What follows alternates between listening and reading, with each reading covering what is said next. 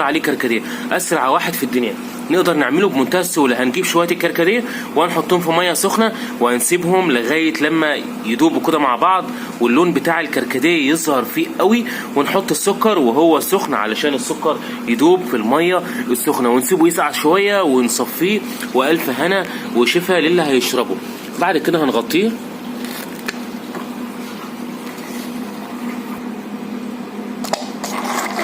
وهنقدمه على كده حاجة كده عظمة قوي. ما تنسوش بقى تعملوا اشتراك للقناة ولايك وشير، واللي ما اشتركش يا ريت يشترك وبسرعة قوي. وما تنسوش لايكاتكم الجميلة اللي بتزيدني شرف وأهمية. بس خلاص.